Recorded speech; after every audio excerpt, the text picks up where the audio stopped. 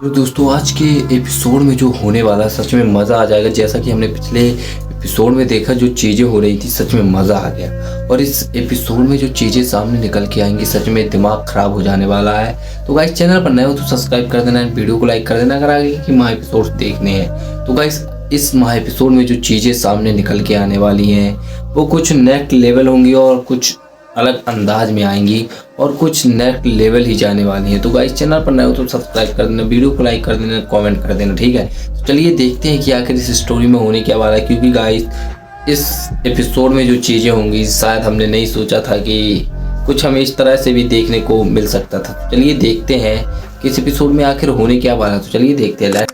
Phone रखने के बाद आहान ने अतुल और देवांश से कहा, अब हमें एक घर देखने और खरीदने की कोई जरूरत नहीं है। मतलब अतुल और देवांश बहुत कंफ्यूज हो गए थे। उन्होंने अभी घर खरीदने की बात की थी और अभी एक फोन कॉल के बाद आहान उनसे ये बात कह रहा था, मेरी मॉम मेरे लिए रॉयल विला सोसाइटी में मेरे लिए घर छोड़ के गई है। आहान ने कहा, क्या आपकी मॉम आपके लिए रॉयल विला सोसाइटी में घर छोड़कर गई है? देवांश ने आंखें बड़ी करते हुए कहा, हाँ क्या हुआ, कोई प्रॉब्लम है? आहान ने पूछा। देवांश का रिएक्शन बहुत इंस्टिंक्ट था, इसलिए आहान को बहुत अजीब लगा। यंग मास्टर, वो एरिया बहुत पॉश है, वहां पर घर होना बहुत बड़ी बात है। पूरे मनाली में वो सबसे ज्यादा महंगा एरिया है। पिछले साल उसके एक विला का प्राइस 25 करोड़ हो गया था। इतना ही नहीं, कुछ साल पहले तो वहां पर विला और भी महंगे हो गए थे। देवांश ने कहा, कुछ दिन पहले अतुल ने जब देवांश के सामने घर लेने की बात की थी तब उसने बहुत सारे घर देखे थे और उनके बारे में पता किया था। हर बार किसी ना किसी वजह से वो घर हाथ से चला जाता था। ज्यादातर घर बजट की वजह से उसे छोड़ने पड़े थे। अब आहान कह रहा था कि उसकी मॉम ने उसके लिए वह घर छोड़ा है। ये बात देवांश को थोड़ी कम समझ आ रही थी।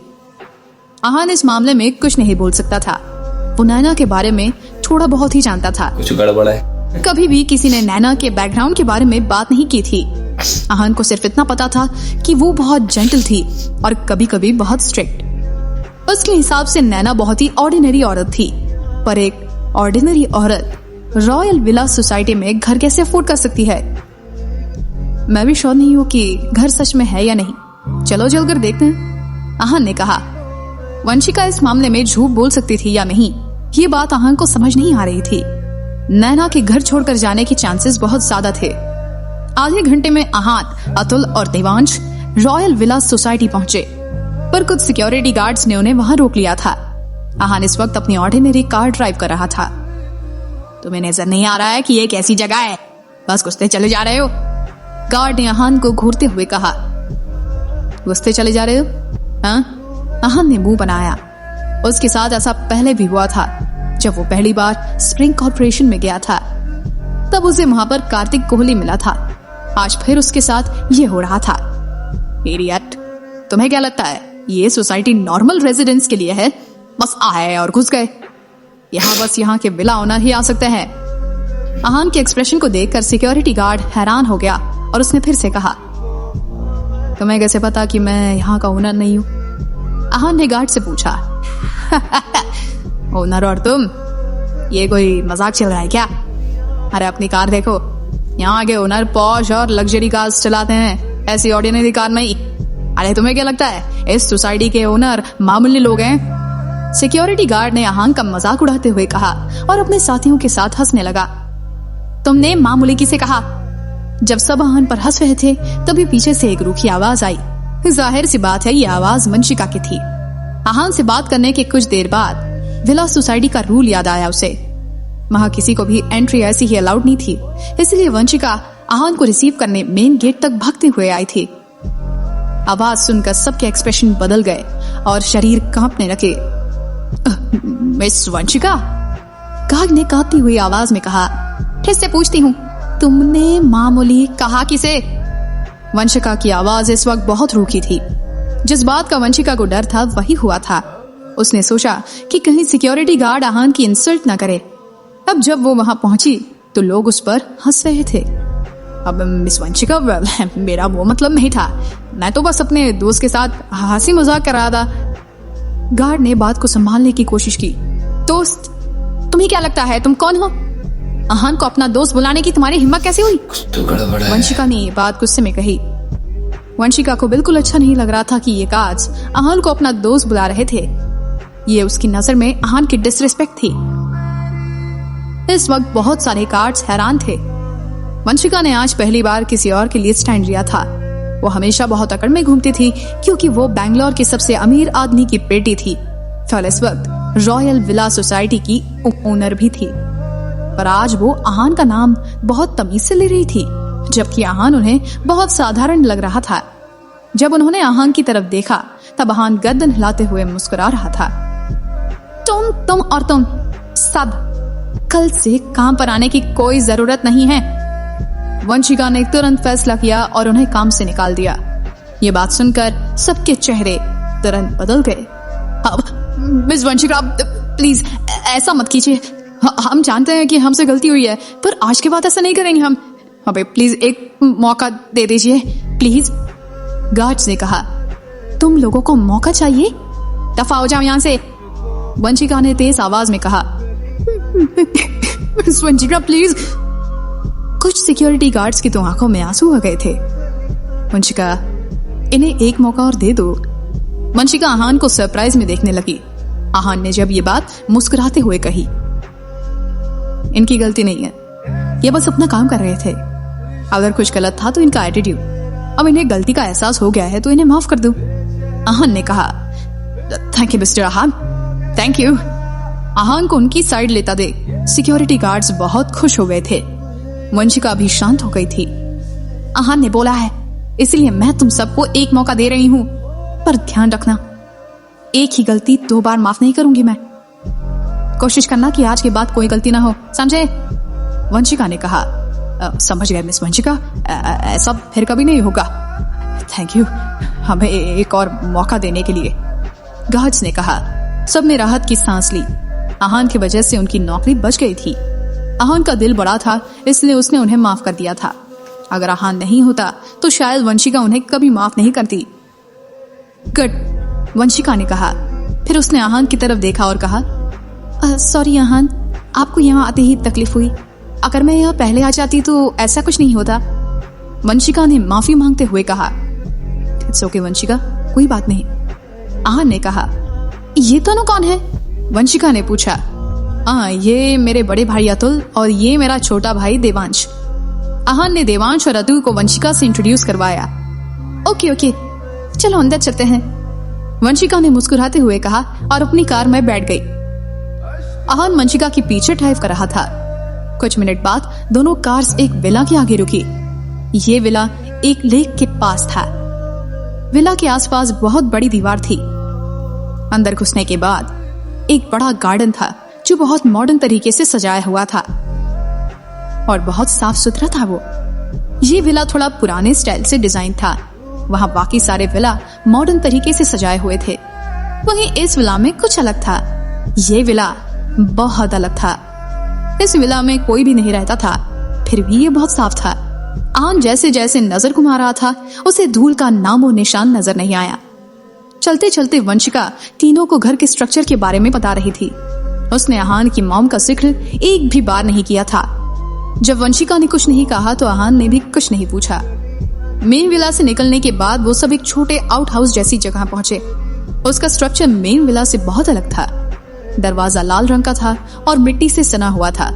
एक लोहे का ताला था जिस पर जंग लगी हुई थी। वहां पर पहुंचने के बाद वंशिका ने अपने पॉकेट से चाबियां निकाली।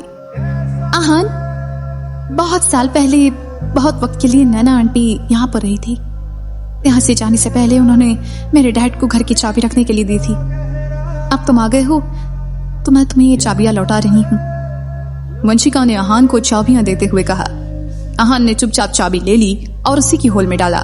बहुत मेहनत के बाद दरवाजा खुला क्योंकि ताले पर जंग लगा हुआ था। जैसे ही आहान ने दरवाजा खोला अंदर से खराब बदबू आने लगी, पर आहान ने उसे अवॉइड किया। उसने जब चारों तरफ नजर घुमाई तब उसकी नजर सामने की दीवार से सटी एक चीज पर पड़ी। ये एक पियानो था। वहां पियानो बहुत ऑर्डिनरी मटेरियल से बना हुआ था। पियानो देखकर आहान के सारे शक खत्म हो गए। एक बार के लिए उसने सोचा था कि शायद वंशिका उससे झूठ बोल रही थी, पर अब उसे विश्वास हो गया था कि वंशिका ने सच बोला था। ये घर उसकी मॉम का ही था और उसकी मॉम ही उस घर की चाबियां वंशिका के डैड के पास छूट कर गई थी। इन सब को लेकर आहान इतना कॉन्फिडेंट इसलिए था क्योंकि ये पियानो वही था जो उसकी मॉम ने 10 साल से ज्यादा समय के लिए यूज किया था। याद रखने में आहान से चूक होना नामुमकिन था। इस घर में 100% नैना रह रही थी, ये वंशिका भी जानती थी। तुम मेरी मॉम को कैसे जानती हो? आहान ने गहरी सांस लेते हुए कहा और वंशिका की तरफ देखते हुए कहा। ये बात साफ थी कि नैना बजाज फैमिली पर बहुत भरोसा करती थी, पर न वो ये पियानो यहाँ छोड़कर नहीं जा सकती थी। आहान जब तक अपनी मॉम के साथ रहा उसने कभी भी बजाज फैमिली के बारे में नहीं सुना था। अगर वो आज वंशिका से नहीं मिला होता तो फिर उसे ये कभी नहीं पता होता कि उसकी मॉम और बजाज फैमिली के बीच में इतने गहरे रिश्ते थे। आज हमारे पास जो कुछ भी है हमें सब नैना आंटी ने दिया था, वंशिका ने बहुत सोचने के बाद कहा। यह सुनकर आहान बहुत शॉक था और उसकी आंखें बड़ी हो गई थी। लगभग 20 साल पहले बजाज फैमिली सिर्फ एक मिडिल क्लास फैमिली थी, पर नैना आंटी से मिलने के बाद सब कुछ बदल गया था।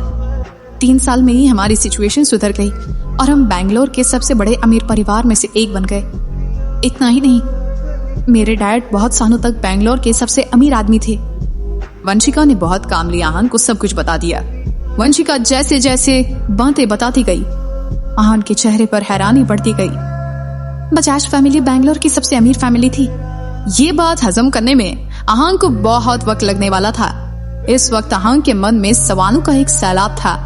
उसकी नजर में नैना बहुत टैलेंटेड थी पर साधारण भी। पर आज वंशिका जिस तरह से उनके बारे में बात कर रही थी, आहान को एहसास हुआ कि वो बहुत अलग थी। उन्होंने एक मिडिल क्लास फैमिली की मदद की थी, वो भी शहर की सबसे अमीर फैमिली बनने में।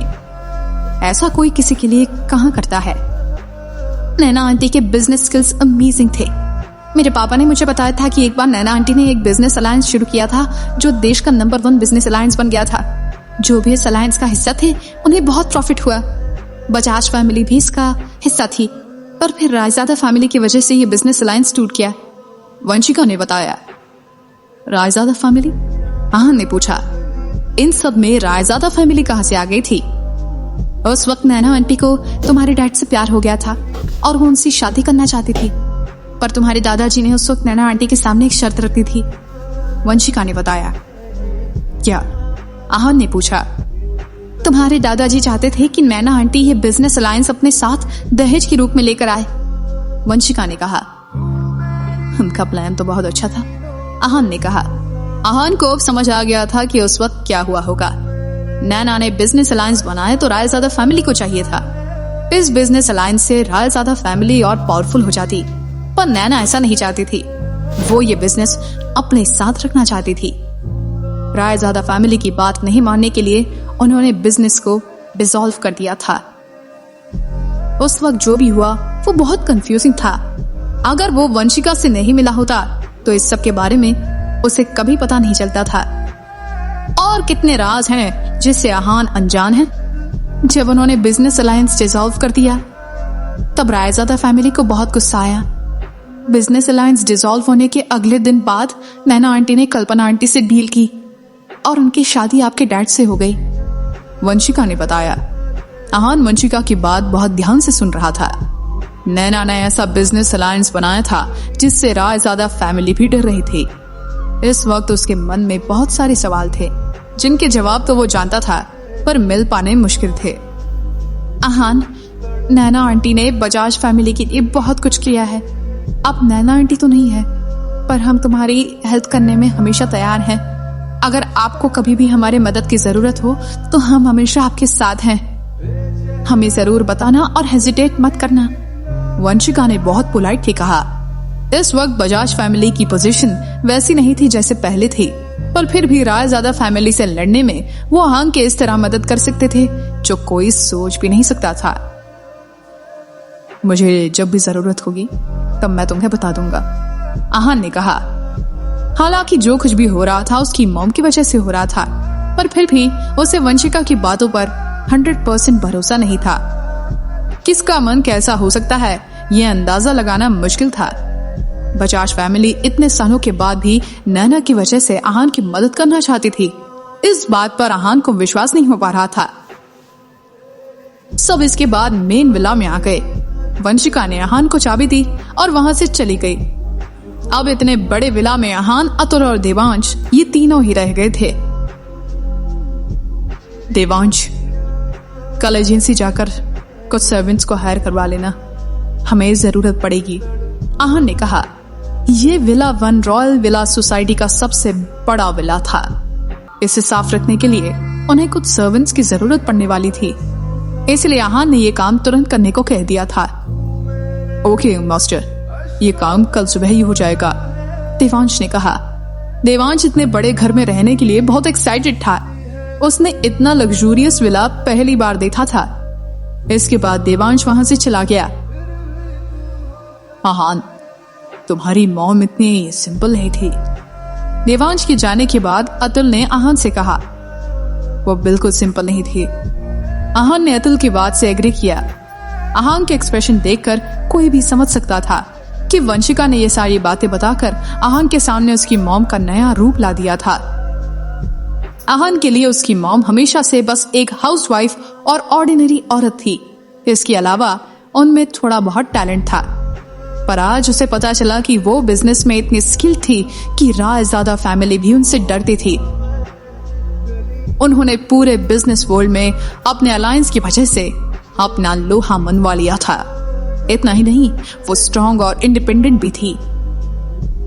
तुमने क्या बताया कि तुम्हारी मॉम की मौत कैसे हुई थी? अतुल से रहा नहीं गया, इसलिए उसने पूछ लिया। उसके हिसाब से इतनी पावरफुल औरत की मौत इतनी आसानी से नहीं हो सकती थी।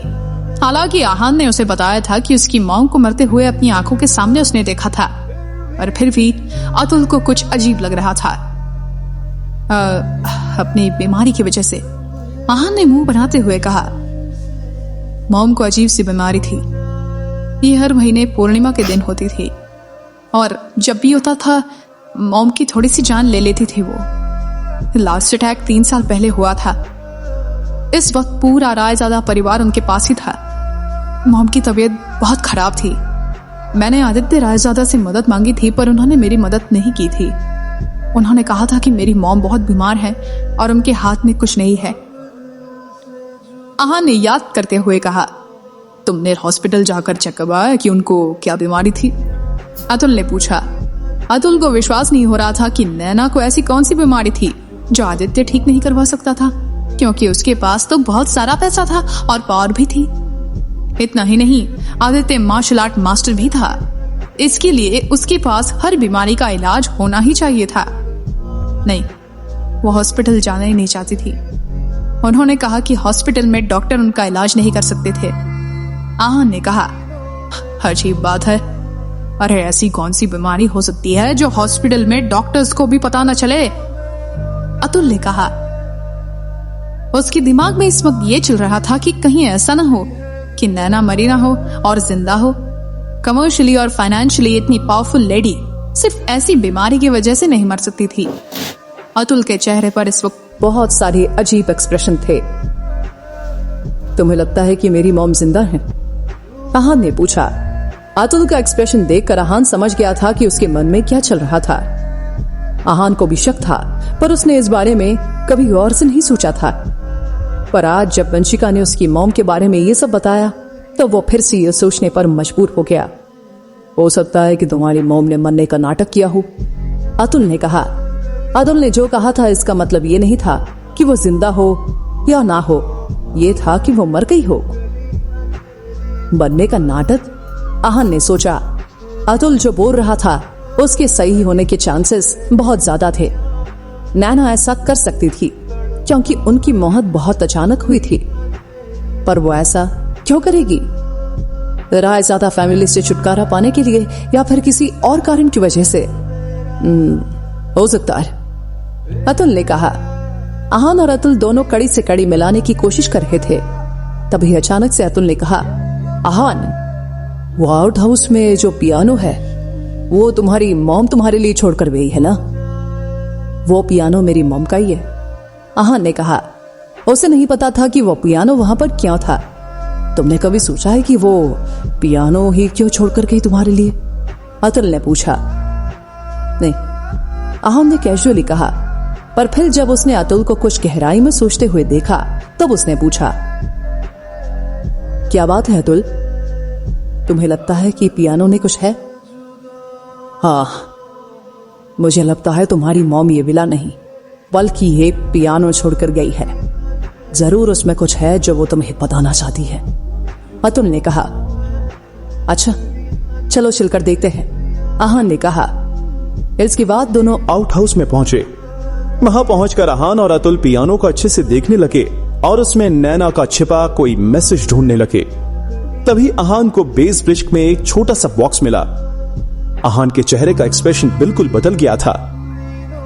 उसने कहा, क्या तुम्हें कुछ मिला आहान? अतुल ने पूछा। अभी अतुल ने बस अंदाजा लगाया था कि हो सकता है कि नैना उसके लिए पियानो में कुछ छोड़कर गई हो और आहान को कुछ मिल भी गया था। आहान ने कुछ नहीं कहा बल्कि उस बॉक्स को निकाला और उसे खोला। उसमें से आहान को एक पीला पड़ चुका पेपर मिला। वो एक मैप था। बहुत वक्त से किसी ने उसे छुआ नहीं था, इसलिए उस पर हल्की सी मिट्टी लगी हुई थी। आहान ने उस मैप को निकाला और पियानो पर बिछा दिया। इसके बाद आहान ने मैप को बहुत ध्यान से देखा। इस वक्त उसकी नजर कुछ शब्दों पर पड़ी, हेवन इज रेलम। इस बार अतुल के चेहरे का एक्सप्रेशन बदल गया था। उसको इतना हड़बड़ाया हुआ देखकर आहान ने अतुल से पूछा, तुमने इसके बारे में पहले सुना है? हाँ, अतुल ने कहा। तुमने इसके बारे में कहां पर सुना है? आहान ने पूछा। वो उस वक्त मैं बहुत छोटा था, लगभग 17-18 साल का। एक रात मैं अपने मास्टर के साथ रास्ते में था तो अचानक से बहुत तेज बारिश होने लगी। बारिश से बचने के लिए मैं और मेरे मास्टर पास में एक मंदिर में चले गए। तब हमें वहां कुछ लोग मिले जो हमारी तरह बारिश से बचने के लिए वहीं रुके थे। उन्होंने उस वक्त बहुत अजीब कपड़े पहने हुए थे और उनके सबके पास तलवार थी। उस वक्त वैसे कपड़े कोई नहीं पहनता था। मेरे मास्टर को क्यूरियोसिटी हुई, इसलिए उन्होंने उनसे पूछ लिया कि वो लोग कौन थे। तभी उनमें से एक हंसा और उसने कहा कि वो हेवन इस रेल्म से थे। उस वक्त मेरे मास्टर देश भर में घूम रहे थे। उन्होंने कभी हेवन इस रेल्म के बारे में नहीं सुना था, अतुल ने कहा। फिर तुमने उनके बारे में और कुछ पता नहीं किया? आहान ने पूछा। मेरे मास्टर ने उनसे पूछा कि वो कहां से आए हैं और कौन से शहर से हैं। तब उन्होंने बताया कि वो किसी शहर के नहीं हैं, बल्कि उनकी एक अपनी अलग दुनिया है, बिल्कुल वैसी जिसे हम स्वर्ग कहते हैं। अतुल ने कहा। स्वर्ग? फिर क्या हुआ? आहान ने कंफ्यूजन में पूछा। फिर क्या? मेरे मास्टर को लगा कि वो मजाक कर रहे हैं, इसीलिए उन्होंने उनसे आके कोई सवाल नहीं किया। अगली सुबह जब हम उठे तो वो लोग वहां से जा चुके थे। इसके बाद मेरे मास्टर ने इसके बारे में ज्यादा नहीं सोचा, पर मैंने उसके बारे में बहुत सोचा। जब उन्होंने कहा कि हेवन इस फिल्म से है वो, तब वो झूठ नहीं बोल रहे थे और ना उनका पहनावा ऐसा था जैसा उस वक्त लोगों का होता था। अतुल ने आहान को जैसे जैसे ये सब बातें बताई, उसका एक्सप्रेशन सीरियस होता जा रहा था। आज अतुल को विश्वास हो गया था कि वो लोग सच बोल रहे थे। तो क्या ऐसा कोई रेल्म सच में है? आहान ने पूछा। अतुल की तरह आहान के लिए ये बात मान लेना आसान नहीं था। इसके पीछे भी एक कारण था। आहान ने अपने गुरु नारायण से एक बार बात पूछी थी, क्या ग्रैंड मास्टर से ऊपर कुछ होता है? तब नारायण ने उससे कहा था, इस धरती पर तो नहीं, ग्रैंड मास्टर रेल्म सबसे ऊपर होता है। उस वक्त नारायण की इस बात में कोई प्रॉब्लम नहीं थी, पर अब आहान को लग रहा था कि नारायण की बात में कुछ अलग राज छुपा हुआ था। धरती पर ग्रैंड मास्टर रेल्म एंड था, पर हेवन इस रेल्म भी क्या? शायद वहां पर ग्रैंड मास्टर रेल्म बस शुरुआत ही। ये बात सोचते हुए आहान के माथे पर पसीना आ गया। अगर सच में ऐसा कुछ हुआ तो फिर ये बहुत डेंजरस हो सकता था। हो सकता है हेवन इस रेल्म सच में कुछ हो, अतुल ने कहा। मार्शल आर्टिस्ट की उम्र आम इंसान से लंबी होती है, तो ग्रैंड मास्टर्स की तो हमसे सबसे ज्यादा लंबी उम्र होगी। अभी देश में 9 ग्रैंड मास्टर्स हैं, पर हो सकता है कि इनके अलावा कोई और है जिनके बारे में हमें पता नहीं है। हो सकता है जिसे हम मार्शल आर्टिस्ट की शुरुआत मानते हों वो शुरुआत ही ना हो। इस वक्त आहान और अतुल दोनों के दिमाग में सवालों की गुत्थियां थी जो सुलझनी बहुत मुश्किल थी। अगर यहाँ पर कोई ग्रैंड मास्टर है तो उनके मामले में पता चल पाना नामुमकिन है। उन्होंने अपना कोई सुराग यहाँ नहीं छोड़ा होगा, अतुल ने कहा। हो सकता है कि वो यहाँ हुई ही नहीं, आहान ने कहा। आहान ने यह बात इसलिए कही थी क्योंकि अब के 9 ग्रैंड मास्टर जो थे वो बहुत पुराने नहीं थे। हो सकता है उनसे पहले के ग्रैंड मास्टर यहाँ हो ही ना। अगर हम सारी बातों को अच्छे से समझ लें तो हेवनस रेल्म में सच है, अतुल ने कहा। आहान, तुम्हारी माँ बिल्कुल साधारण नहीं थी, अतुल ने आहान से कहा। अतुल को समझ नहीं आ रहा था कि नैना आहान के लिए वो मैप छोड़कर क्यों गई थी। इसके सिर्फ 2 कारण हो सकते हैं। एक, उसका हेवनस रेल्म से कोई गहरा रिश्ता था, और दूसरा, वो खुद हेवनस रेल्म का हिस्सा थी। इस वक्त अतुल और आहान बस अपने अंदाजे लगा रहे थे। दोनों को इस वक्त कुछ भी साफ नजर नहीं आ रहा था। इन सब के बारे में इस वक्त भूल जाओ। अभी हमें इतनी ताकत नहीं मिली है कि हम हेवनस रेल्म के बारे में पता कर सके, आहान ने कहा। चिंता मत करो, मैं इतना भी बेवकूफ नहीं हूं, अतुल ने कहा। आहान ने अतुल से इस बारे में सोचने के लिए इसलिए मना किया था क्योंकि वो नहीं चाहता था कि अतुल अपनी क्यूरियोसिटी की वजह से अकेले ही हेवनस रेल्म के बारे में सोचने के लिए निकल जाए। आहान ने अतुल को इस बारे में सोचने के लिए मना तो कर दिया था, पर वो खुद इसके बारे में भूल नहीं पा रहा था। उसने पूरा मैप अपने दिमाग में अच्छे से याद कर लिया था। एक बार वो अपने मैटर्स को हैंडल कर ले, फिर वो हेवनस रेल्म के बारे में सोचेगा। आखिर ये मैप उसे अपनी मॉम के पियानो से मिला था जो बजाज के पास था। इतने सारे सवालों के साथ आहान ज्यादा दिन चैन के साथ नहीं रह सकता था। उसे इस बात की तह तक जाना बहुत जरूरी था कि आहान अपनी माँ के बारे में पूरा सच जान पाएगा। अगली सुबह विला 1 में रात गुजारने के बाद आहान टाइम पर ऑफिस पहुंचा। ऑफिस में अश्विन फोन पर बिजी था और कीर्ति उसे बहुत उम्मीद भरे नजरों से देख रही थी। कीर्ति, हमारा काम हो गया, अश्विन ने एक्साइटेडली कहा। सच में? कीर्ति बच्चों की तरह उछलने लगी। में जो होने वाला सच में मजा आ जाएगा, जैसा कि हमने मेरे बहुत अच्छे दोस्त हैं। एपिसोड में देखा जो चीजें हो रही थी सच में मजा की बर्थडे पार्टी में आ सकता हूं। एपिसोड में जो चीजें सामने निकल के आएंगी सच में दिमाग खराब हो जाने वाला है। तो गाइस चैनल पर नए हो तो सब्सक्राइब कर देना, वीडियो को लाइक कर देना अगर आपको देखने हैं। और गाइस इस एपिसोड में जो चीजें सामने निकल के आने वाली हैं वो कुछ नेक्स्ट लेवल होंगी और कुछ आज बहुत अच्छे से तैयार होना, आएंगी वहाँ बड़े-बड़े कुछ नेक्स्ट लेवल ही जाने वाली है। तो गाइस चैनल पर नए हो तो सब्सक्राइब कर देना, अगर तुम्हें उन लोगों के बीच में घुलना मिलना है और उनसे दोस्ती करनी है तो तुम्हें अच्छे से ड्रेसअप तो होना ही पड़ेगा, इस अश्विन ने कहा। एपिसोड में जो चीजें होंगी शायद हमने नहीं सोचा था कि कीर्ति ने कहा। कुछ हमें इस तरह से भी देखने को मिल सकता है। पार्टी पर अटेंड करने का मौका मिला था। इस एपिसोड में आखिर होने क्या वाला अपने हाथों से जाने देने वाले नहीं थी। वो वहाँ पर बहुत अच्छे कनेक्शंस बनाना चाहती थी। इसके बाद अश्विन बहुत देर तक ऑफिस में ये बात फ्लॉन्ट करता रहा कि वो गीत कपूर की बर्थडे पार्टी में जा रहा था। कुछ लोगों को बहुत जलन हो रही थी और कुछ लोग उसका मजाक उड़ा रहे थे कि उसने एक पार्टी में जाने के लिए किसी के आगे हाथ फैलाया था। आहान, जैसे ही चिराग ने कुछ कहना चाहा, आहान का फोन बजा। नाम देखने के बाद आहान के चेहरे का एक्सप्रेशन बदल गया। आहान, आज रात को तुम फ्री हो ना? सामने से एक बहुत ही प्यारी आवाज आई। अगर नहीं भी हो तो होना पड़ेगा। इससे पहले आहान कुछ कह पा था, सामने से फिर से आवाज आई। जब तुमने डिसाइड कर लिया है तो फिर मैं क्या कह सकता हूँ, आहान ने मुस्कुराते हुए कहा। जिसने आहान को कॉल किया था वो और कोई नहीं बल्कि गीत कपूर ही थी। अब मैं तुम्हें और नहीं चिढ़ाऊंगी। आज मेरा बर्थडे है और मैं चाहती हूँ कि तुम मेरे कपूर मेंशन में आओ। मेरा भाई तुम्हें पर्सनली थैंक यू बोलना चाहता है, गीत ने बहुत प्यारी और चुलबुली आवाज में कहा। ओह, वैसे हैप्पी बर्थडे गीत, आहान ने कहा। थैंक यू, गीत ने कहा।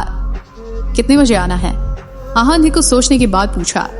उसके पास वैसे भी शाम फ्री थी, इसलिए वो आज जा सकता था और अपने और कपूर फैमिली के रिश्ते को करीब से जान सकता था। ठीक 7 बजे, गीत ने कहा। ओके, मैं पहुंच जाऊंगा। आहान ने कहा। कुछ गड़बड़ है। और हाँ आहान, आने से पहले मुझे कॉल कर देना ताकि मैं तुम्हें पिक करने आ जाऊं, गीत ने कहा।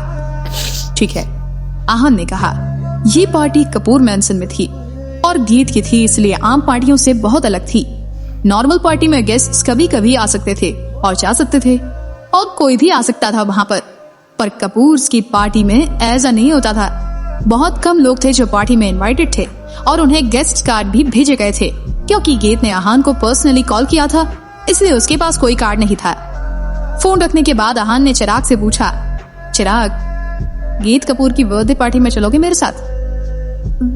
बिल्कुल। इतने जैसे ही चिराग को रियलाइज हुआ कि आहान ने गीत का नाम लिया था, वो बोलते बोलते चुप हो गया। आहान, तुम किसके बर्थडे पार्टी की बात कर रहे हो? चिराग ने पूछा। गीत कपूर। आहान ने हंसते हुए कहा। तुम मजाक तो नहीं कर रहे ना? चिराग ने पूछा। अरे तुम्हें चलना है या नहीं? आहान ने हंसते हुए पूछा। अरे चलना है, बिल्कुल चलना है। इसमें मौका बोला कौन जोड़ता है? पर आहान, तुम मजाक कर रहे हो ना? तुम मुझे गीत कपूर के पार्टी में आने को कह रहे हो? तुम गीत कपूर की बात कर रहे हो जिसकी अश्विन नबी अभी बात कर रहा था? चिराग को अभी भी आहान की बात पर विश्वास नहीं हो रहा था। अश्विन की मिन्नतों के बाद पार्टी में जाने का उसे मौका मिल रहा था, पर आहान को गीत का सामने से कॉल आया था। अब ये कौन सी गीत कपूर है, वो तुम चलने के बाद देख लेना, आहान ने कहा। आहान चिराग को अपने साथ इसीलिए ले जाना चाहता था क्योंकि चिराग बहुत अच्छा और भरोसेमंद इंसान था। उसने दुनिया नहीं देखी थी और गीत की बर्थडे पार्टी एक अच्छा मौका थी। वहाँ बड़े बड़े और अमीर लोग आने वाले थे। अगर चिराग उनको देख लेता और उनसे मिल लेता तो उसे फ्यूचर में बहुत फायदा हो सकता था। ठीक है, मैं चलूंगा, चिराग ने कहा। अगर आहान जो कह रहा था वो सच है तो फिर उसका ले जाने का एक ही मकसद था, उसकी मदद करना। ऐसे में चिराग आहान को डिसअपॉइंट नहीं कर सकता था। बहुत जल्द ही शाम भी हो गई। आहान और चिराग अपना सारा काम वाइंड अप करके वहां से चल दिए। पूरा मनाली शहर लाइट से जगमगा रहा था। आहान और चिराग पहले कपूर मैंसन में नहीं गए बल्कि मॉल रोड पर गीत के लिए गिफ्ट लेने रुके। आहान ने गीत के लिए एक बहुत खूबसूरत ब्रेसलेट लिया जिसकी कीमत बहुत ज्यादा नहीं थी। आहान, तुम गीत को ये गिफ्ट देने वाले हो? चिराग ने पूछा। हाँ, कोई प्रॉब्लम है? आहान ने पूछा। हाँ आहान, अरे गीत देश की सबसे पॉपुलर सेलिब्रिटी है। ये ब्रेसलेट उनके लिए बहुत आम है। वो कुछ बहुत कीमती डिजर्व करती हैं। मुझे नहीं लगता कि वो ये ब्रेसलेट लेगी, चिराग ने कहा। चिराग के हिसाब से वो ब्रेसलेट बहुत मामूली और शाबी था। चिराग ने आहान को इम्प्रेस करने के लिए बहुत कीमती पेंटिंग ले ली थी। गीत के सामने उनके लिए गिफ्ट्स वैसे भी कोई मायने नहीं रखते थे।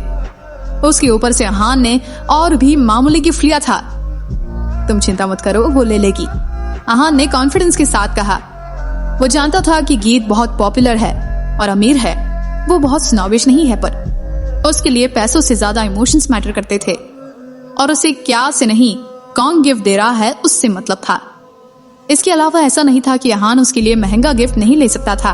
वो उसे लाखों की गिफ्ट दे सकता था, पर इस वक्त उनका रिश्ता इस स्टेज पर नहीं पहुंचा था कि वो उसे महंगी गिफ्ट दे। और दूसरा, उसे गीत के सामने न अपने आप को प्रूव करना था और ना ही उसे इम्प्रेस करना था। ठीक है, चिराग नहीं कुछ कह सकता था क्योंकि आहान का गिफ्ट पैक हो चुका था। इसके बाद दोनों ठीक 7 बजे कपूर मैंसन पहुंचे। कपूर मैंसन के सामने बहुत बड़ी लग्जूरियस कार्स पार्क थी। आहान, यहाँ तो कार पार्क करने की जगह ही नहीं है, हम कार कहाँ पार्क करें? आज कार चिराग ड्राइव कर रहा था और इस वक्त वो बहुत कंफ्यूजन में था और इतनी महंगी कार्स देखकर उसे वैसे भी कुछ समझ नहीं आ रहा था। उसे लग रहा था कि अगर गलती से किसी कार को टक्कर लग गई तो वो उसे बहुत मारेंगे। कार चलाते रहो और अंदर ले लो, अंदर अंडरग्राउंड पार्किंग होगी, आहान ने पैसेंजर सीट पर बैठे हुए खिड़की से बाहर देखते हुए कहा। आहान की बात मानकर चिराग कार चलाता रहा और कार पार्क एरिया में पहुंच गया। अंडरग्राउंड पहुंचने के बाद चिराग को बस एक ही गाड़ी नजर आई। हाँ, यही पार्क कर दो, आहान ने कहा। ओके, चिराग ने कहा और कार रिवर्स करने लगा। तभी एक लाल रंग की लैम्बोर्गिनी आई और लास्ट खाली पार्किंग ले ली। आहान ने गुस्से में हॉर्न बजाया पर कार ओनर ने ध्यान नहीं दिया। उसने कार बंद की, दरवाजा खोला और ड्राइवर सीट से बाहर निकला। कार की लाइट्स की मदद से आहान ने उस ड्राइवर की शक्ल देखने की कोशिश की। वो 25-26 साल का लड़का था। उसकी आंखों में बहुत घमंड था। कार से उतरने के बाद वो वहां से गया नहीं। उसने एक सिगरेट निकाली और अपने होठों के बीच में लिया। तभी पैसेंजर सीट से एक लड़की निकली और उसने उस सिगरेट को जलाया। तभी चिराग उस कार से इस आदमी से बात करने के लिए उतरा, पर इससे पहले चिराग कुछ बोल पाता, उस लड़के ने चिराग के मुंह पर सिगरेट का धुआं छोड़ा। चिराग को बहुत गुस्सा आया, पर उसने दिखाया नहीं।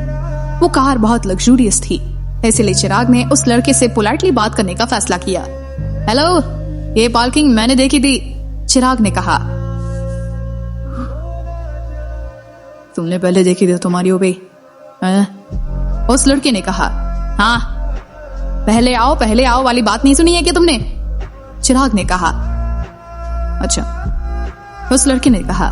फिर उसने उसे ऊपर से नीचे तक देखा और घूरा, फिर कहा, इतनी हैसियत है कि तुम्हारी कि तुम ऐसी बात करो।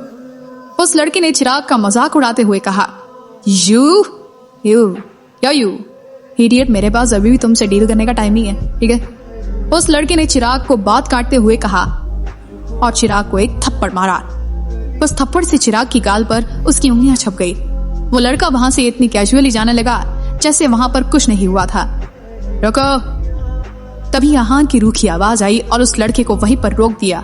वो पीछे मुड़ा और उसने आहान की तरफ एक बहुत अजीब एक्सप्रेशन के साथ देखा। तुम्हें अपने चेहरे की कोई परवाह नहीं है क्या, उस लड़के ने पूछा। ऐसे माफी मांगो, चलो। आहान उस लड़के के सामने आया और उसने रूखी आवाज में कहा, इससे माफी मांगो, उस लड़के ने कहा।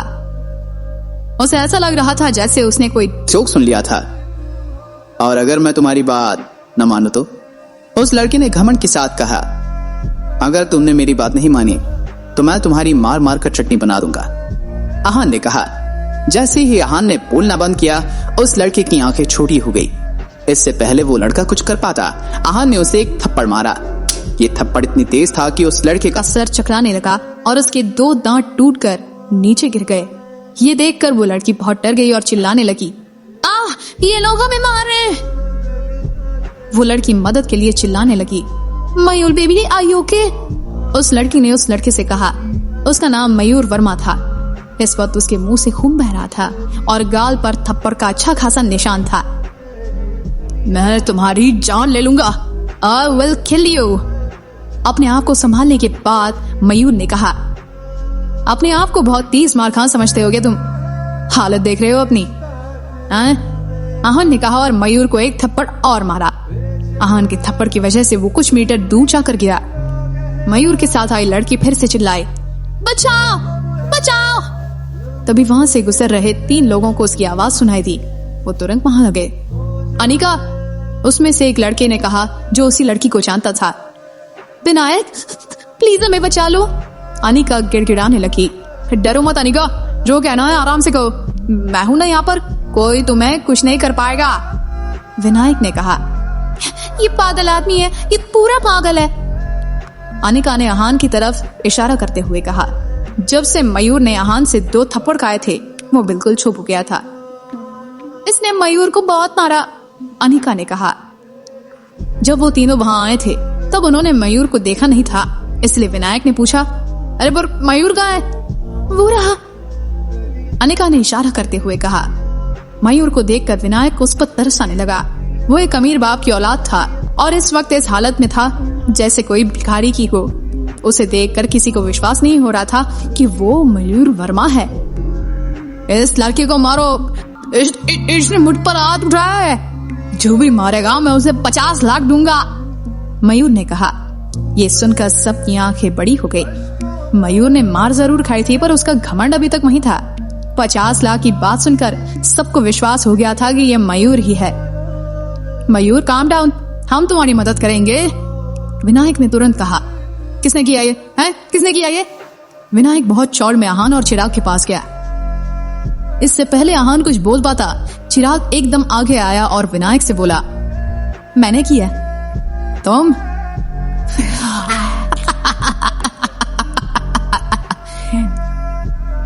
तुमने अपने आप को आईने में देखा है? मारना तो दूर, तुम तो तेज भी नहीं बोल सकते शायद, विनायक ने कहा। तुम हो क्या जिसने मयूर को मारा? विनायक ने आहान को घूरते हुए पूछा। उसके हिसाब से आहान कोई वैसा था जो मार पीट कर सकता था। हाँ तो तुम्हें भी खानी है क्या? आहान ने कैजुअली कहा। तुमने किस बात किया करे? विनायक ने कहा। 3 लोगों को अपने सामने देखकर भी आहान बहुत कॉन्फिडेंट था। विनायक, इससे बातें करना बंद करो और इसे मारो। अगर कुछ हुआ तो मैं संभालूंगा, मयूर चिल्लाया। आहान इन्हें सबक कैसे सिखाएगा? मयूर ने विनायक को आहान को जान से मारने का ऑर्डर दिया। हाँ, मयूर तुम्हें मरा हुआ चाहता है तो मैं कुछ नहीं कर सकता, मुझे उसकी बात माननी पड़ेगी, विनायक ने कहा और आहान की तरफ पंच करने के लिए तैयार हुआ। विनायक 3 साल से फ्री फाइटिंग में गोल्ड मेडल जीत रहा था, इसलिए उसका पंच उसके हिसाब से ही था। विनायक आहान की तरफ हमला करते हुए देख मयूर के चेहरे पर मुस्कान आ गई और अनिका जो अब तक डरी हुई थी उसकी आंखें भी चमकने लगी। उसने सुना हुआ था कि विनायक बहुत स्ट्रांग है। इससे पहले अनिका कुछ और सोच पाती, उसकी कानों में एक तेज चीखने की आवाज पड़ी। ये चीख सुनकर मयूर और अनिका जो भी अब बहुत एक्साइटेड थे, उनका चेहरा सफेद पड़ गया। विनायक, जिसे वो अब तक चीयर कर रहे थे, आहान के सामने घुटने टेक कर बैठा था। उसका हाथ जिससे वो आहान को पंच मारने वाला था वो अजीब तरह से मुड़ा हुआ था। विनायक को देख के मयूर और अनिका बहुत हैरान थे। उसे समझ नहीं आ रहा था कि 2 सेकंड में उसके साथ क्या हुआ था जिसकी वजह से वो जमीन पर था और उसका हाथ मुड़ा भी हुआ था। वो फ्री फाइटिंग में चैंपियन था। आहान जैसा लूजर उसे कैसे हरा सकता था? विनायक, उसके साथ जो 2 लड़के आए थे वो जोर से चिल्लाए और आहान की तरफ अटैक करने भागे। आहान ने भी सोचा इन दोनों को भी अच्छा सबक सिखाया जाए। उसने विनायक को छोड़ा और उन 2 लड़कों को पंच मारा। वो दोनों 8-10 मीटर दूर जाकर गिरे। दोनों की चीखें सुनकर मयूर, विनायक और अनिका की आंखें बड़ी हो गई। ये सब कपूर मैंशन के अंडरग्राउंड पार्किंग एरिया में कुछ ही सेकंड्स में हुआ। इन सब से डील करने के बाद आहान एक कदम मयूर की तरफ बढ़ने लगा। आहान का एक्सप्रेशनलेस चेहरा देखकर मयूर की टांगें कांपने लगी। मेरे पास तो दूर रहो मुझसे, मयूर ने घबराते हुए कहा। क्या हुआ, इतनी पावर है तुम्हें? आहान ने कहा और मुस्कुराने लगा। मयूर वैसे तो बहुत पावरफुल था और उसके पीछे पूरा वर्मा परिवार था, पर फिर भी आज आहान के सामने वो गिड़गिड़ा रहा था। उसमें जितना घमंड था सब खत्म हो गया था। जनरली कोई भी उसकी लग्जूरियस गाड़ी देखकर उससे पंगा नहीं लेते थे, पर आहान की बात ही कुछ और थी। आहान को मयूर के बैकग्राउंड से कोई मतलब नहीं था। उसे लग रहा था कि 3 लोग मिलकर आहान से उसका बदला ले लेंगे, पर ऐसा कुछ भी नहीं हुआ था। उल्टा विनायक आहान के सामने एक ही मूव में हार गया था। जब मयूर के पास बोलने के लिए कुछ नहीं बचा तब उसने कहा, मेरे डैड का नाम मोहन वर्मा है।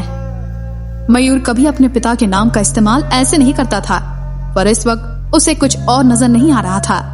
उसने अपनी लड़ाई हमेशा अपने दम पर लड़ी थी, पर आज उसे अपने पिता का नाम यूज करना पड़ा था। मोहन वर्मा मनाली के सबसे बड़े रियल एस्टेट बिजनेस के मालिक थे। वो बहुत फेमस और पावरफुल इंसान थे। उनका नाम ऐसे ही चिल्लाना उनके इंसल्ट के बराबर था। मोहन वर्मा, आहान ने कहा और कुछ सोचने की एक्टिंग करने लगा। हाँ बिल्कुल, मैं मोहन वर्मा का बेटा हूँ। मयूर को लगा कि अब शायद आहान उसे छोड़ दे। उसे लग रहा था कि आहान मोहन के नाम से डर गया था। सॉरी, मैं किसी मोहन वर्मा को नहीं जानता, आहान ने कुछ सोचने के बाद कहा। ये बात सुनते ही मयूर के चेहरे की बची कुची चमक भी चली गई। तुमने उनका नाम नहीं सुना? मयूर को समझ नहीं आ रहा था कि इतने फेमस आदमी का नाम आहान ने कैसे नहीं सुना था। अगर वो गीत कपूर के पार्टी में आया था मतलब उसकी कुछ तो पोजीशन होगी ही। अगर हर कोई बड़े घर का आदमी है तो मोहन वर्मा को जानता ही होगा, फिर आहान कैसे नहीं जानता था? ब्रदर, मयूर ने कहा। तुमने सुना नहीं मैंने क्या कहा? इससे ने मयूर की बात काटते हुए कहा। अगर मयूर किसी राजा का बेटा होता तब भी उसे आज चिराग से माफी मांगनी ही पड़ती। आहान का ऐसा एटीट्यूड था। आहान, अरे इस बात को यही जाने देते हैं, चलो, चिराग ने कहा। आहान भले ही जानता था कि मोहन कौन है, पर चिराग अच्छे से जानता था। वो रियल एस्टेट किंग था और उसके पास बहुत पैसा और पावर था। अगर मयूर सच में उनका बेटा था तो चिराग जानता था कि वो किसी मुसीबत में फंस सकते हैं। मयूर, जो इस वक्त कंफ्यूजन में था कि वो कुछ नहीं बोल पाए, इसलिए चिराग ने कहा, चिराग को इतना डरा हुआ देखकर मयूर को बहुत खुशी हो रही थी, पर उसकी खुशी ज्यादा देर तक नहीं टिकी। जब मयूर ने सोचा कि शायद आहान अपने दोस्त की बात मान लेता, तब आहान ने रूखी आवाज में कहा, बिल्कुल नहीं, हम इस मामले को ऐसे ही नहीं जाने देंगे, समझे तुम चिराग? पर आहान, चिराग ने कुछ कहना चाहा पर आहान ने उसे बीच में रोक दिया। चिराग, एक बात बताओ, आज इसने तुम्हें थप्पड़ मारा है, तब तुम इस बात को जाने देने के लिए कह रहे हो, कल ये तुम्हें जान से मारने की कोशिश करेगा तब क्या करोगे? आहान ने पूछा। आहान के एक्सप्रेशनलेस चेहरे की वजह से चिराग की जुबान लड़खड़ाने लगी, पर वो इस सवाल को ध्यान से सोचने लगा। अगर आज चिराग ने कुछ नहीं कहा तो फिर मयूर उसे दोबारा बुली करेगा और ये हमेशा बढ़ता ही जाएगा। एक दिन शायद ऐसा हो जाए जब वो उसे जान से ही मार दे। मैं समझ गया आहान, चिराग ने अपने दांत पीसते हुए कहा। आज वो हार नहीं मान सका था, उसे मयूर की बदतमीजी का जवाब देना ही था। जब मयूर सोचने की कोशिश कर रहा था कि चिराग के दिमाग में क्या चल रहा है, तभी उसके गाल पर एक करारा थप्पड़ पड़ा। मयूर अंदर तक हिल गया। जिसने उसे थप्पड़ मारा था वो चिराग था। तुम्हारी इतनी हिम्मत, मयूर ने कहा। इससे पहले मयूर कुछ और कह पाता, चिराग ने उसे एक और थप्पड़ मारा। इस थप्पड़ से मयूर जमीन पर गिर गया।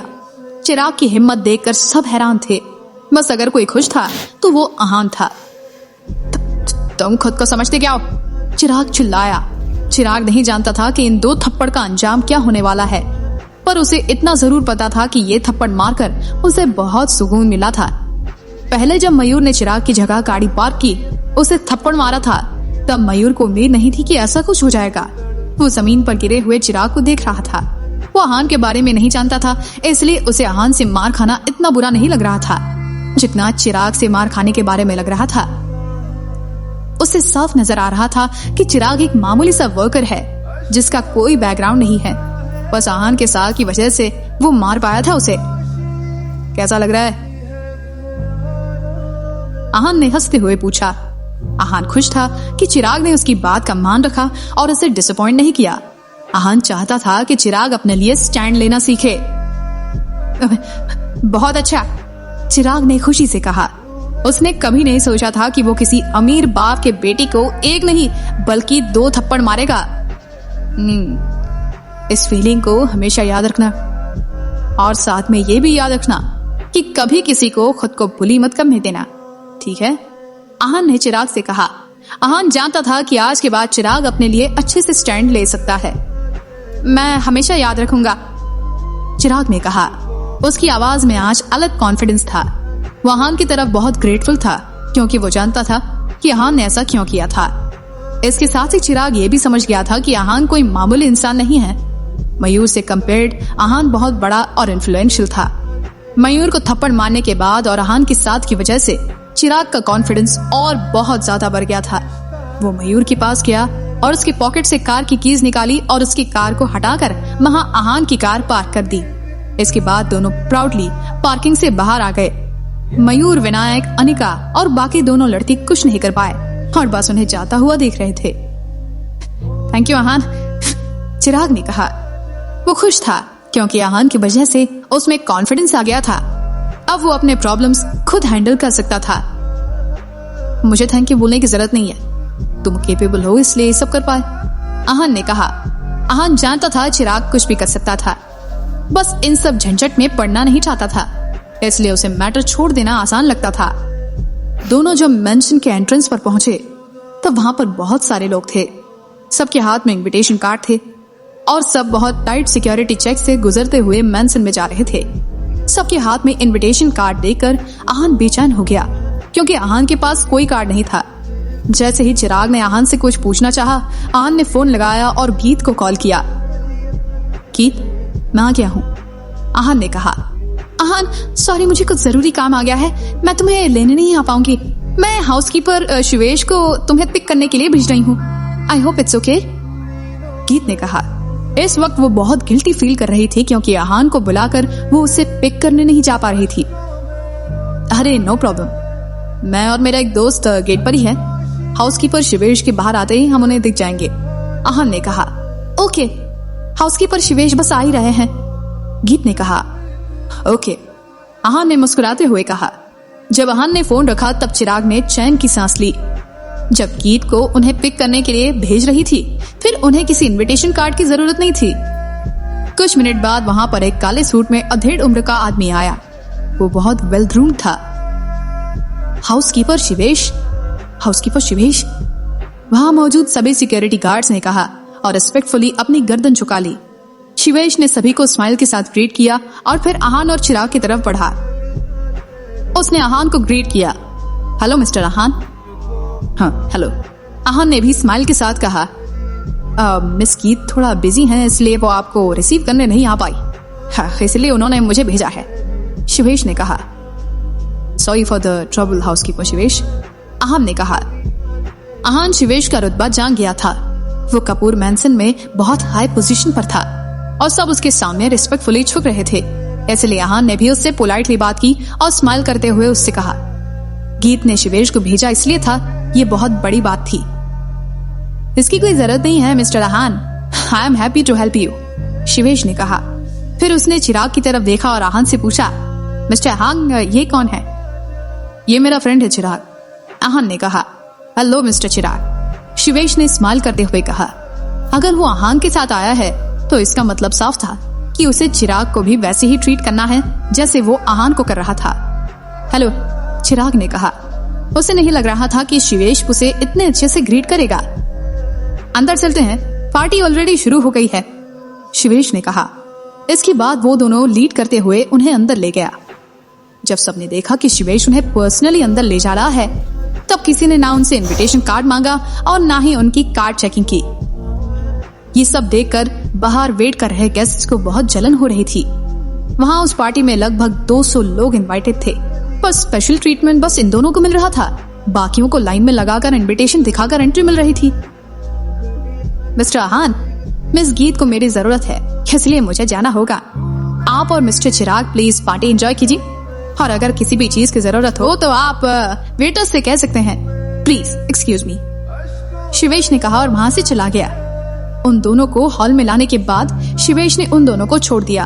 अब आहान और चिराग अकेले ही थे और कुछ भी कर सकते थे। दो कैजुअली हॉल में घूमने लगे और इधर उधर देखने लगे।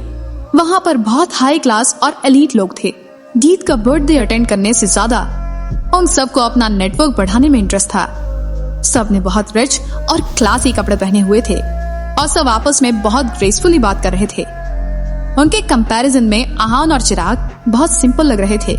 वो बहुत सादे भी लग रहे थे। दोनों बहुत कैजुअल थे और आपस में ही चिल कर रहे थे। अश्विन, मैंने शायद उस नालायक को देखा है यहाँ पर, कीर्ति ने कहा। क्या कीर्ति और अश्विन आहान और चिराग के लिए इस पार्टी में प्रॉब्लम क्रिएट करेंगे, या फिर अश्विन अपनी ह्यूमिलिएशन से डर जाएगा और फिर कुछ नहीं करेगा? आहान को 3 दिन बाद होने वाली गैम्बलिंग के बारे में बताने के बाद जतिन और गीत उसके जवाब का इंतजार करने लगे। कपूर फैमिली भले कितनी ही पावरफुल हो, पर वो आहान को फाइट करने के लिए फोर्स नहीं कर सकते थे। लास्ट डिसीजन आहान का ही होने वाला था। आहान हाँ करे या ना करे, उन्हें उसका फैसला मानना ही पड़ेगा। गैम्बलिंग कब शुरू हो रही है? आहान ने स्माइल करते हुए कहा। आहान का सवाल सुनकर जतिन बहुत खुश हो गया था। वो जानता था कि अगर आहान ये सवाल कर रहा है तो इसका मतलब ये है कि वो फाइट करने के लिए तैयार है। 3 दिन बाद जतिन ने कहा, ठीक है, जब वक्त आएगा तो मैं स्टेज पर चला जाऊंगा। आहान ने कहा। पहले आहान को गैम्बलिंग की पूरी स्टोरी नहीं पता थी, इसलिए उसका फाइट करने का कोई इरादा नहीं था। पर अब जब वो गैम्बलिंग की इनसाइड स्टोरी जानता था, इसलिए फाइट करने के लिए तैयार था। वैसे भी कुछ दिन पहले ब्लैक निंजा और ब्लैक अटैकर्स ने उस पर हमला किया था। उसे अपना बदला भी तो लेना था। थैंक यू ब्रदर आहान, जतिन ने कहा। आहान के फाइट करने से जतिन या फिर कपूर फैमिली को कोई फायदा नहीं होने वाला था, बल्कि मनाली चेंबर ऑफ कॉमर्स को फायदा होने वाला था। ये बात आहान जानता था, फिर भी वो मान गया, इसलिए जतिन बहुत खुश था और सेटिस्फाइड था। ब्रदर आहान, अगर फाइट से पहले आपको किसी भी चीज की जरूरत हो तो आप मुझे बता सकते हैं, फिर चाहे वो कोई वेपन हो या फिर कोई पिल।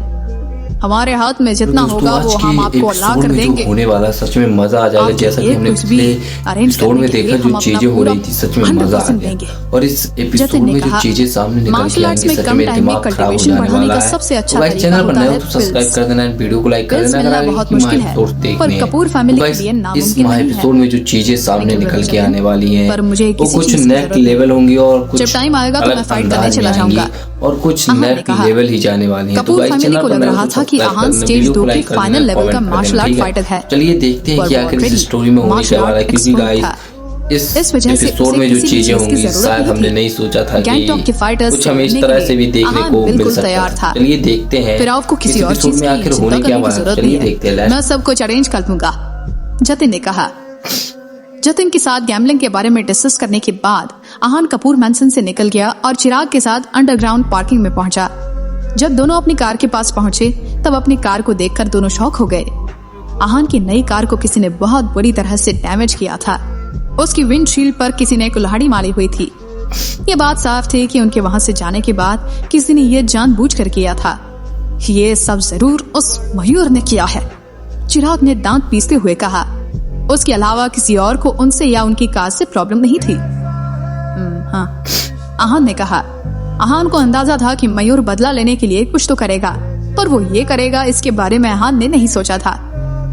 आहान, हम उसे ढूंढकर उसे करने के लिए पे करवाना चाहिए, चिराग ने गुस्से में कहा। मयूर से बदला लेने के बाद चिराग का कॉन्फिडेंस बढ़ गया था। पहले अगर मयूर उसकी टांगे भी तोड़ देता तो चिराग कुछ नहीं कहता, पर अब वो शांत रहने वाला नहीं था। हमें उसे ढूंढने की कोई जरूरत नहीं है, वो खुद आएगा हमारे पास, आहान ने कहा। आहान जानता था कि सिर्फ कार को नुकसान पहुंचाकर मयूर शांत होने वाला नहीं था। वो खुद आएगा? चिराग कंफ्यूज था। तुम्हें क्या लगता है कि सिर्फ कार तोड़ने से उसका बदला पूरा हो जाएगा? भूलो मत, हमें उसे बहुत थप्पड़ मारे हैं हमने। बिल्कुल, वो शांत रहने वाला नहीं है, आहान ने मुस्कुराते हुए कहा।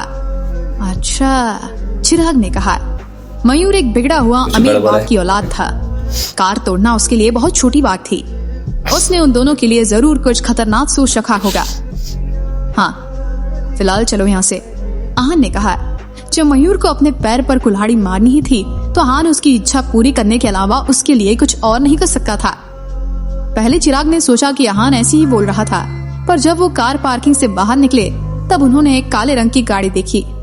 इससे पहले वो कुछ समझ पाते एक आदमी गन के साथ उतरा और उन दोनों से कहा, चुपचाप कार में बैठो। गन देखकर चिराग की आंखें तुरंत बड़ी हो गई। उसमें चाहे कितना भी कॉन्फिडेंस हो, पर इस वक्त उसके सामने एक बहुत खतरनाक वेपन था, गन। वो वहां से भागना चाहता था पर उसके पैर चम गए थे। उसने डरते हुए आहान की तरफ देखा जो इस वक्त बिल्कुल शांत था। ऐसा लग रहा था जैसे आहान के सामने कोई असली बंदूक नहीं बल्कि कोई खिलौना था। तुम्हें मयूर ने भेजा है ना? आहान ने पूछा। गन आहान से कुछ इंच दूर ही थी, पर फिर भी उसे डर नहीं लग रहा था। तुमने सुना नहीं मैंने क्या कहा? चुपचाप कार में बैठो, उस आदमी ने फिर से कहा। उसकी आवाज में गुस्सा था।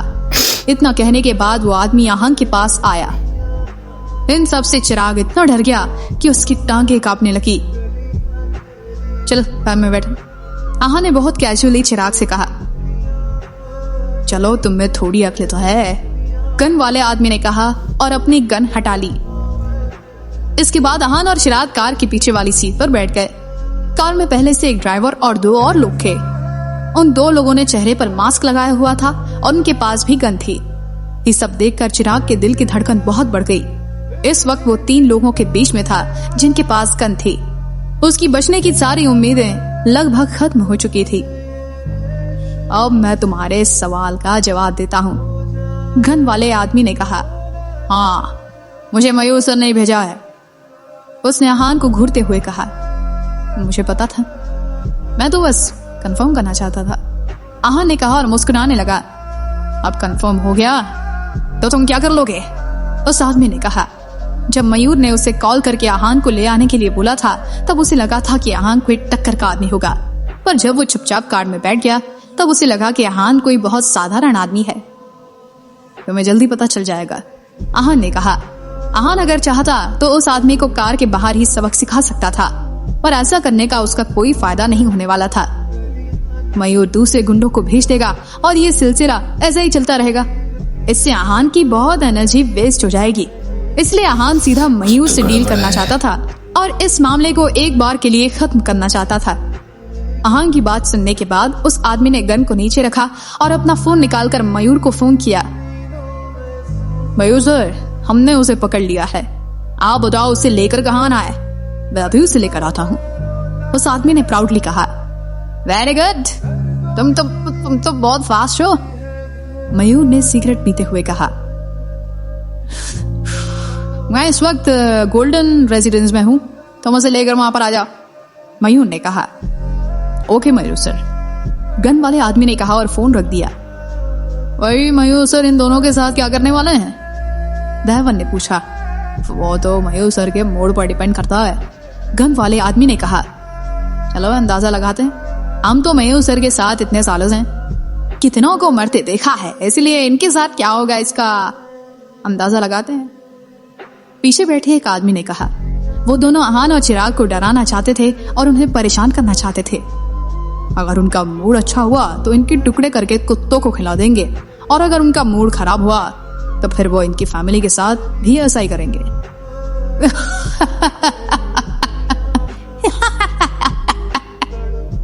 गन वाले आदमी ने कहा और सब हंसने लगे। उसे देखकर कार में आहान और चिराग को छोड़कर बाकी सब भी हंस रहे थे। सब जानते थे कि मयूर ऐसा कर सकता है। वो बहुत अनरीजनेबल और पागल किस्म का आदमी था। ये सब बातें सुनकर चिराग को डर की जगह अब गुस्सा आने लगा। खुद को और अपने परिवार को बचाने का जोश उसकी आंखों में साफ नजर आ रहा था। अगर उसने आहान के साथ मिलकर उन आदमियों को फेस नहीं किया, फिर उनकी मौत होने से कोई नहीं बचा सकता था उन्हें। उसे अपने और अपने परिवार की जान के लिए लड़ना ही था। चिराग ने उसी जोश के साथ आहान की तरफ देखा जो उसे देख रहा था। चिराग की आंखें देखकर आहान बहुत खुश था। चिराग की आंखों में उसका फैसला साफ नजर आ रहा था। चिराग को और पावरफुल बनाया जा सकता था। कोई भी जो चिराग को पहली बार देखेगा उसे यही लगेगा कि चिराग कोई फैसला नहीं ले सकता, पर इस बार इतने क्रूशियल टाइम पर चिराग ने सही फैसला ले लिया था। चिराग के लड़ने के फैसले से आहान को पता चल गया था कि वो डरपोक नहीं है, बस उसे थोड़ी मोटिवेशन की जरूरत है। जब वक्त आएगा तो वो अपने लिए और अपनों के लिए लड़ सकता है। तभी अचानक से आहान ने कुछ किया। उसके हाथ बिजली से भी तेज चले और उसने पीछे बैठे दोनों मास्ड आदमियों की गर्दन पर अपनी हथेली से अटैक करने के लिए तैयारी की। इससे पहले वो दोनों आदमी कुछ बोल पाते, आहान ने उन पर अटैक किया और उनके हाथ से गन नीचे गिर गई। इसके बाद आहान ने फिर से एक बार उनकी गर्दन पर चॉप अटैक किया और वो दोनों कुछ बड़बड़ाते हुए बेहोश हुए। ये होना जितना कॉम्प्लिकेटेड लग रहा था उतना ही आसानी से आहान ने कर दिया था। आगे बैठे हुए आदमी को एहसास हुआ कि कुछ गड़बड़ है, इसलिए वो अपनी गन निकालकर पीछे मुड़ा। पर जैसे ही पीछे मुड़ा, आहान ने उस मास्ड आदमी की भी गन उठा ली थी और आगे वाले आदमी के बहुत नजदीक बंदूक तान दी थी। अगर तुम हिले तो मैं ट्रिगर दबा दूंगा, आहान ने कहा। उस आदमी का शरीर थम गया था। उसे कुछ समझ नहीं आ रहा था। उसे आहान के औरा से ही पता चल गया था कि अगर उसने कुछ भी किया तो आहान जो बोल रहा था वो वही करेगा। आहान, ये सब देखकर चिराग हैरान था। 5 सेकंड से कम वक्त में आहान ने 2 लोगों को बेहोश कर दिया था और अब एक के सामने बंदूक तान रहा था। सिचुएशन बिल्कुल बदल रही थी और बदल गई थी। जब तक जिसके हाथ में सारा पावर था वो आहान के सामने डर कर बैठा था। चिराग को समझ नहीं आ रहा था कि आहान हवा से भी तेज कैसे हो सकता है। ड्राइवर को ये सब मिरर में नजर आ रहा था। वो कोई बहुत बड़ा फाइटर नहीं था, इसलिए उसका डरना नॉर्मल था। ये सब कुछ देखकर उसके हाथ कांपने लगे और कार का बैलेंस खराब हो गया। इस मौके का फायदा उठाकर आगे बैठे हुए आदमी ने अपना मूव किया। वो इतना सिंपल नहीं था कि अपनी मौत का इंतजार करे। वो हर मौके का फायदा उठाना चाहता था। उसे लग रहा था कि अचानक से आहान पर हमला करके वो खुद को बचा सकता है। उसने गन की जगह चाकू निकाला और आहान की गर्दन की तरफ अटैक करने की कोशिश की, पर आहान ने उसका हाथ रोका और उसकी कलाई मोड़ दी। इस वक्त जो आवाज आई और वो चीख कलाई टूटने की चीख थी। तुमसे मैंने कहा था ना कि कोई होशियारी मत करना, पर तुमने मेरी बात नहीं मानी, आहान ने कहा। उस आदमी को समझ नहीं आ रहा था कि वो क्या करे। उसकी कलाई में बहुत दर्द हो रहा था और वो बहुत तेज चिल्ला रहा था। उसने आहान को बहुत ही डरते हुए देखा। वो आदमी कोई मामूली आदमी नहीं था। वो असैसिनेशन एक्सपर्ट था, पर आहान ने उसे ऐसे ही कुछ पल में इंजर कर दिया था। तुम कौन हो? उस आदमी ने पूछा। वो जानता था कि आहान कार में घुसने से पहले ही उससे डील कर सकता था, पर उसने ऐसा नहीं किया क्योंकि वो मयूर तक पहुंचना चाहता था। इतना स्मार्ट तो वो भी था। मैं कौन हूं? आहान ने कहा, मैं वो हूं जिसे तूने ऑफेंड करके गलती कर दी है। आहान ने सरकास्टिकली मुस्कुराते हुए कहा। वो आदमी इसके आगे कुछ नहीं बोल पाया। अगर आहान ये बात पहले बोलता तो शायद वो आदमी जोर से हंसने लगता, पर अब सिचुएशन बदल गई थी। वो आहान की पावर्स को देख चुका था। मयूर के पिता भले ही रियल एस्टेट किंग थे, पर वो भी आहान से डील नहीं कर सकते थे। अब आहान उस आदमी के साथ क्या करेगा?